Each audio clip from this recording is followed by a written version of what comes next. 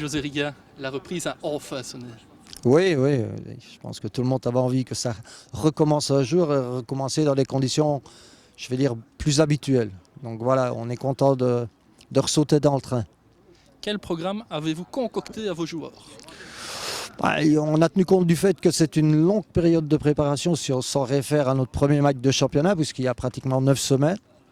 On a tenu compte aussi du fait qu'on sort d'une période très délicate où forcément le rythme des entraînements et des matchs, on ne l'a pas trop connu. Donc on a essayé d'entretenir au mieux les joueurs. Il y a eu toute une période, évidemment, au moins 4 semaines, parce qu'à un moment donné, il faut un peu oublier le foot, même si on a envie de mordre dedans.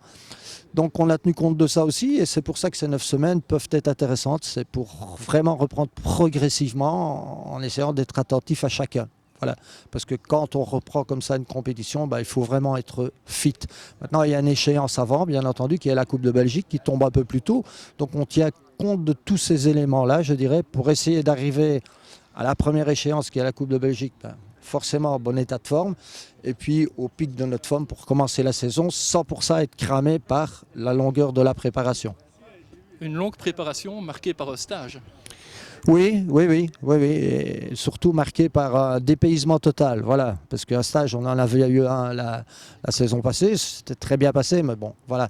C'était un peu dans la région. Donc ici, grâce à l'initiative du président, bien entendu, qui montre encore une fois, si besoin en est, et à l'occasion qu'il a toujours beaucoup d'ambition, qu'il a toujours envie, évidemment, de mettre toutes les chances de son côté pour arriver à un bon résultat final. Et c'est vrai que c'est intéressant un stage, d'autant plus que, comme je l'ai dit, pouvoir se retrouver 5-6 jours entre nous, bien travailler, bien se dire les choses, encore mieux se connaître, même si finalement on a gardé une bonne partie de l'effectif. Voilà, c'est toujours intéressant. Il y a quelques tests, il y en avait cela dit, il y en aura encore. L'objectif, c'est de transférer à des postes précis. Il est clair que, comme pratiquement toutes les équipes, un attaquant central est intéressant parce que je pense que sur les côtés, on est plus ou moins fourni. Maintenant, comme vous avez vu, Cyriac s'entraîne avec nous et ça a l'air plutôt de bien se passer. Donc l'accord est que si on voit qu'il devient complètement opérationnel, forcément, il a donné sa priorité à viser, ce qui serait évidemment un atout considérable. Mais à côté de ça, et même si Tom Panepinto, en l'occurrence, a fait vraiment de très très gros progrès sur peu de temps et malgré le Covid, voilà, on veut être armé le mieux possible, donc ça on cherche.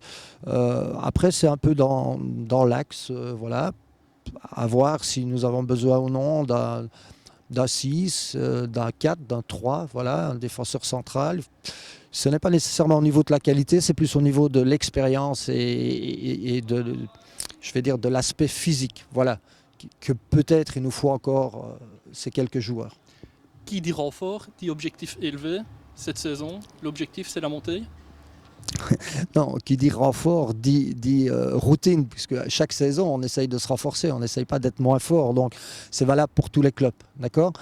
Comme je l'ai souligné, ce qui est important, c'est qu'on a fait confiance au groupe, finalement, qu'on a eu pas nécessairement beaucoup l'occasion de voir la saison passée, mais malgré tout, ça correspond au club. Donc je le répète, c'est à eux à nous montrer.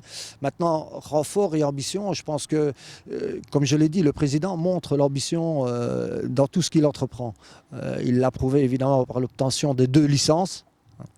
Donc ça, il faut quand même souligner parce que c'est rare. D'ailleurs, c'était le seul qui espérait quand même pouvoir arriver à ses fins. Maintenant, il faut aborder le championnat, je pense, avec l'humilité, l'envie et la faim qu'on doit avoir de réussir notre saison. Maintenant, réussir notre saison, c'est quoi ?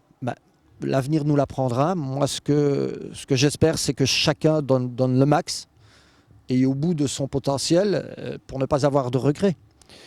Après, je pense que une des leçons de ce championnat d'Europe, c'est de souligner que finalement, sur la première marche, on retrouve peut-être l'équipe qui avait le meilleur état d'esprit et le meilleur collectif. À défaut, même s'il y en avait bien entendu, des plus grandes individualités. Donc ça, c'est une leçon qui fait plaisir parce que c'est une notion que je défends depuis longtemps en me disant que voilà, c'est la somme des individualités qui fait une grande équipe et c'est certainement celle qui permet d'être bien positionné dans un championnat. Donc voilà, tout ça pour dire que je ne vous dirai pas qu'on joue la première place. Je laisse mes intentions à moi, elles me sont propres, mais croyez bien que comme toujours quand j'entreprends quelque chose, voilà, je vise toujours au plus haut. Mais il faut être réaliste tout simplement parce qu'il y a pas mal d'autres équipes qui sont aussi bien armées et qui ont envie de la même chose. Donc en parler, c'est bien, le faire, c'est mieux. Merci José et Voilà. bonne préparation. Merci bien.